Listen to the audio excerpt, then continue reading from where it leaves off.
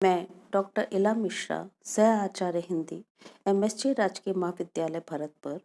आज मैं एमए हिंदी उत्तरार्ध के विद्यार्थियों को अर्थ विज्ञान का स्वरूप, अर्थ के लक्षण एवं अर्थबोध के साधन समझाऊंगी। भाषा विज्ञान की उस शाखा को अर्थ विज्ञान कहते हैं जिसमें भाषा की आत्मा अर्थ का वैज्ञानिक अध्ययन किया जाता है। ध्यानपूर्वक देखा जाए तो पता चलेगा कि जिस प्रकार एक वृक्ष के फलवान होने तक उसमें 3 स्थितियां स्पष्ट दिखाई देती हैं। पहले उसमें टहनी और पत्ते निकलते हैं, फिर फूल आते हैं और तत्पश्चात फल लगते हैं। उसी प्रकार भाषा रूपी वृक्ष की भी 3 स्थितियां स्पष्ट दृष्टिगोचर होती हैं, क्योंकि यहाँ पर भी ध्वनियां, टहनी एवं पत्ते हैं, शब्द एवं रूप फूल हैं और अर्थ को फल कह सकते हैं। इससे सिद्ध है कि भाषा की सफलता उसकी अर्थवत्ता में है। यदि किसी भाषा की ध्वनियां निरर्थक एवं अर्थहीन है तो वे ना तो समाज के लिए उपयोगी हैं और ना उनका अध्ययन भाषा विज्ञान में किया जाता है। अतः भाषा विज्ञान के अंतर्गत केवल उन्हीं सार्थक ध्वनियों से निर्मित शब्दार्थों का अध्ययन किया जाता है जो मानव समाज के लिए उपयोगी होते हैं, जिनका आदिकाल से मानव समाज में प्रचार है और जो सार्थक होने के कारण जनसाधारण में अत्यधिक प्रयुक्त होते हैं और जिनका मानव जीवन के विकास में भी अत्यधिक योग देखा जाता है। इतना ही नहीं, अर्थ विज्ञान इन शब्दार्थों का अध्ययन करता हुआ यह भी देखने का प्रयास करता है कि अर्थ का स्वरूप क्या है, शब्द और अर्थ का संबंध क्या है, अर्थ का ज्ञान कैसे प्राप्त होता है, अनेकार्थवाची शब्द के अर्थ का निर्णय कैसे लिया जाता है, अर्थ परिवर्तन की कौन कौन सी दिशाएं हैं, अर्थ परिवर्तन के कौन कौन से कारण होते हैं, बौद्धिक नियम या शब्दार्थ परिवर्तन संबंधी सिद्धांत कौन कौन से होते हैं, ये सब अर्थ विज्ञान के अंतर्गत ही समझा जाता है। भिन्न भिन्न विद्वानों ने अर्थ का लक्षण भिन्न भिन्न प्रकार से किया है। महाभाष्यकार महर्षि पतंजलि ने लिखा है कि अर्थ शब्द की अंतरंग शक्ति का नाम है, क्योंकि शब्द तो शब्द से बहिर्भूत होता है, जबकि अर्थ अबहिर्भूत या अप्रथक होता है। इसलिए पतंजलि ने अर्थ का लक्षण करते हुए स्पष्ट लिखा है कि समस्त शब्द अपने अपने अर्थ का बोध कराने के लिए होते हैं, परंतु जिस जिस अर्थ के बोध के लिए शब्द का प्रयोग होता है वही उनका अर्थ होता है। कैयट और नागेश्वर ने भी इसी मत का समर्थन करते हुए लिखा है कि समस्त शब्द जिन प्रवृत्ति निमित्त के लिए अर्थात जिन वाच्यार्थ का बोध कराने के लिए प्रयुक्त होते हैं, वही प्रवृत्ति निमित्त रूप वाच्यार्थ उन शब्दों का अर्थ होता है। भर्तृहरि ने अर्थ का लक्षण करते हुए लिखा है कि जिस शब्द के उच्चारण से जिस अर्थ की प्रतीति होती है वही उसका अर्थ होता है। कुमारिल भट्ट ने अर्थ का लक्षण करते हुए बताया है कि जो अर्थ जिस शब्द के साथ संबद्ध होता है वह उसका अर्थ होता है, अर्थात किसी शब्द का अर्थ वह है जो उसके साथ सदैव विद्यमान रहता है और उस अर्थ को छोड़ता नहीं है। भारतीय विद्वानों के अतिरिक्त पाश्चात्य विद्वानों ने भी अर्थ के बारे में पर्याप्त अध्ययन और मनन किया है। पाश्चात्य विद्वान डॉक्टर शिलर का मत है कि अर्थ और कुछ नहीं, वह अनिवार्यतः वैयक्तिक होता है, क्योंकि जिस वस्तु का अर्थ उस व्यक्ति पर निर्भर करता है जिसे वह वस्तु अभिप्रेत होती है। डॉक्टर हर्बर्ट पार्सन्स का मत है कि अर्थ का संबंध हमारी चेतना से है, जिसके अंतर्गत अर्थ के आदिम बीज धन रूप में या ऋण रूप में विद्यमान रहते हैं। प्रत्यक्ष दृष्टि से हम एक ऐसी स्थिति मान सकते हैं जिनमें हमारी चेतना की आधार भित्ति विशेष प्रभाव उत्पादक एवं ज्ञापक तत्वों में विभक्त हो जाती है। ये तत्व ही पुनः संगठित एवं संश्लिष्ट होकर किसी अनुभव के अर्थ का रूप धारण किया करते हैं। इस प्रकार भारतीय एवं पाश्चात्य विद्वानों के अर्थ संबंधी लक्षणों का अध्ययन करने पर ज्ञात होता है कि अर्थ शब्द की ऐसी आंतरिक शक्ति है जो शब्द के उच्चारण करते ही उस वस्तु की प्रतीति कराया करती है जिसके संदर्भ या प्रकरण में कोई शब्द बोला या लिखा जाता है। इसलिए भारतीय विद्वान प्रतीति को अर्थ कहते हैं और पाश्चात्य विद्वान संदर्भ या प्रकरण एवं संबंध को अर्थ मानते हैं। अतः अर्थ शब्द की आत्मा है, उसकी अंतरंग बोध शक्ति है, उसके प्रतिपादन की सामर्थ्य है, उसकी संदर्भ या प्रकरण संबंधी व्यवहार शैली है और वस्तु तथा शब्द का अंतरालवर्ती संबंध है, क्योंकि इसी अर्थ के द्वारा बाह्य पदार्थों की प्रतीति होती है, मानसिक भावों एवं विचारों की जानकारी होती है तथा विविध विषयों का बोध होता है। इसी कारण सभी भाषाओं में अर्थहीन शब्दावली का नहीं अपितु अर्थपूर्ण शब्दावली का महत्व होता है। अब हम अर्थबोध के साधन कौन कौन से हैं ये समझेंगे। भारतीय विद्वानों के मतानुसार संकेत ग्रह या अर्थबोध के 8 साधन माने गए हैं। व्यवहार, आप्त वाक्य, उपमान, वाक्यशेष, विवृति, प्रसिद्ध पद का सानिध्य, व्याकरण और कोश। सबसे पहले हम व्यवहार को समझेंगे। संकेत ग्रह अथवा अर्थबोध का सबसे अधिक प्रचलित साधन व्यवहार है, क्योंकि व्यवहार के द्वारा ही मानव बचपन से लेकर वृद्धावस्था तक भाषा सीखता है तथा संसार के नाना पदार्थों का ज्ञान प्राप्त करता है।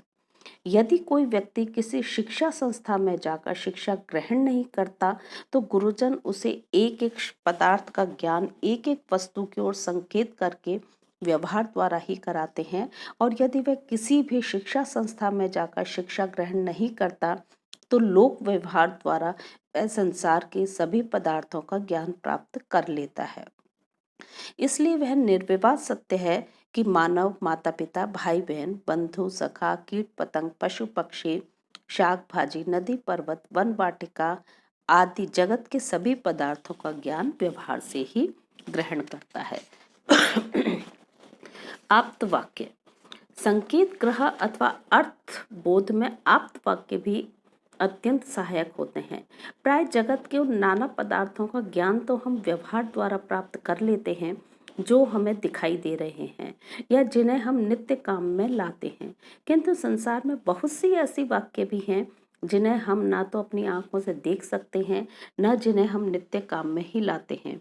ऐसी सभी बातों या ऐसी सभी पदार्थों का ज्ञान हमें उन व्यक्तियों के कथन द्वारा होता है जो सर्वथा विश्वास के योग्य हैं या जिन्होंने चिंतन एवं मनन द्वारा जगत के नाना रहस्यों का ज्ञान प्राप्त किया है। ऐसे व्यक्तियों को यथार्थ वक्ता कहते हैं और उनके कथन को आप्त वाक्य कहते हैं, जैसे ईश्वर, स्वर्ग, नरक, पारस पत्थर, देवता, कल्प वृक्ष, कामधेनु आदि को ना तो सभी लोगों ने देखा है और ना सब लोगों का नित्य प्रतिदिन से काम पड़ता है, परंतु उनका ज्ञान प्राप्त करने के लिए अथवा इनका संकेत ग्रहण करने के लिए हमें ऋषियों, विद्वानों, सिद्ध पुरुषों एवं ज्ञानी जनों के वाक्यों का ही आश्रय लेना पड़ता है। इसलिए अर्थबोध के लिए आप्त वाक्य भी एक साधन माना गया है। अगला साधन है उपमान। अर्थबोध का तीसरा साधन उपमान होता है। उपमान का अर्थ है सादृश्य, अर्थात संसार के बहुत से ऐसे पदार्थ हैं जिनका बोध किसी दूसरे समान पदार्थ को देखकर कराया जाता है। जैसे यदि किसी ने नील गाय न देखी हो और गाय देखी हो तो उसे नील गाय का बोध कराने के लिए समझाया जाएगा कि नील गाय जंगल में रहती है और प्राय गाय के ही समान होती है। अब यदि कभी वह जंगल में जाकर गाय के समान किसी पशु को देखता है तो तुरंत जान सकता है कि वह नील गाय है। इस प्रकार सादृश्य पदार्थ या समान वस्तु के द्वारा भी अर्थबोध होता है। अर्थबोध का अगला साधन है वाक्यशेष। अर्थबोध का चौथा साधन वाक्यशेष माना जाता है। वाक्यशेष का अर्थ है प्रकरण, अर्थात किसी वाक्य में कोई अनेक अर्थ या वाचक शब्द प्रयुक्त हुए हों और उनके अर्थ का निर्णय नहीं हो रहा हो तो प्रकरण द्वारा उस शब्द के अर्थ का निर्णय तुरंत हो जाता है। जैसे हरि शब्द के विष्णु, सूर्य, सिंह, वानर आदि कई अर्थ होते हैं और इनमें से कौन सा अर्थ ग्रहण किया जाए यह कहना कठिन होता है, परंतु वाक्य में प्रयोग होने पर प्रकरण से उसका अर्थबोध सरल हो जाता है। जैसे हरि ने शंख चक्र धारण किया, यहाँ हरि शब्द का अर्थ विष्णु है, क्योंकि सूर्य, सिंह, वानर आदि कोई शंख चक्र धारण नहीं करता, अतः प्रकरण से भी अर्थबोध होता है। अर्थबोध का पांचवा साधन विवृति है।